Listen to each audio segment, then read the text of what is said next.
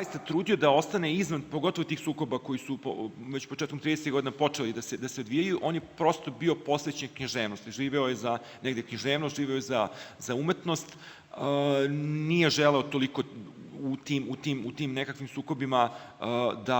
da učestvuje i, kažem, to svakako jeste deo nekog njegovog identiteta. On je možda od svih ovih autora najviše ostao veran tom jednom avangardnom ubeđenju, odnosno tom avangardnom traganju za nečem što su neki kasni proučavaci nazvali tim utopijskim projekcijama. Znači, pokušaj da se nađe negde izlaz iz tog jednog, kažem, užasavajućeg sveta, istorije, politike, ideologije, sukoba i on je negde bežao. To je ta jedna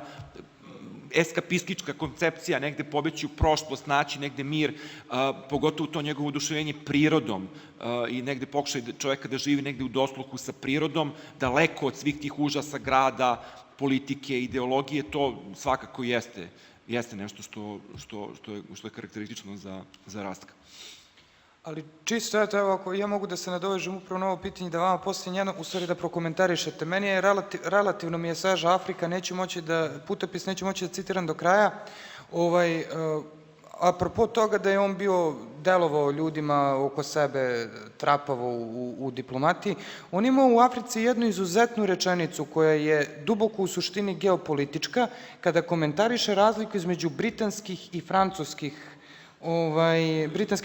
kolonijalne uprave.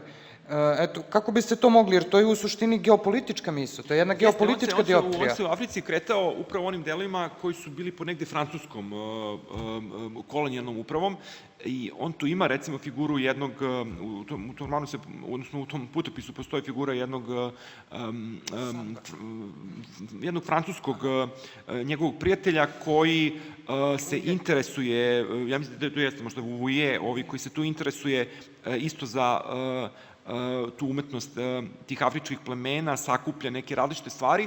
ali Rasko tu prepoznaje da se iza tog interesovanja zapravo krije jedna kolonijalna svest, u smislu da upoznamo malo mi te ljude, a onda postepeno da ih kolonizujemo i da ih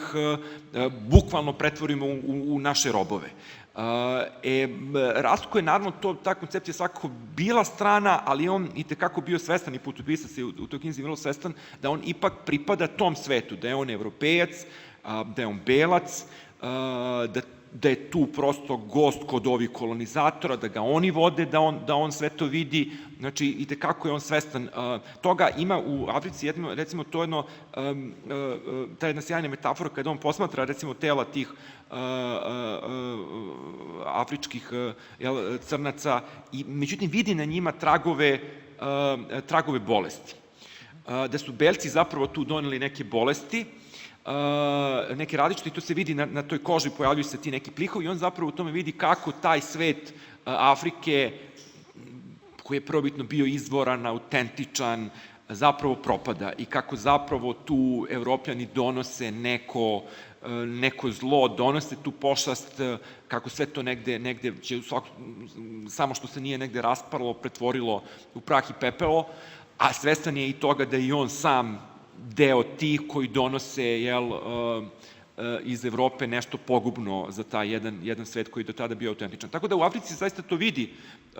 svakako ima nekih takvih geopolitičkih neminovno promišljanja, kojih možda, kažem, u ovim ostalim delima Raskovim nema toliko. Ima u Americi, u drugom delu romana Dan šesti, jedna vizija kada je glavni junak Stevan Papakatić na prijemu kod jednog Amerikanca koji se bavi politikom i tu postoji jedna razvijena vizija američke političke scene kao pozorišta. Znači da je zapravo politika jedno veliko pozorište na koje svako igra svoju ulogu, na kojem se često menjaju maske, na kojem se izvode nekakve predstave za različitu publiku. To je negde bila pomalo i ta Raskova slika politike i političke scene.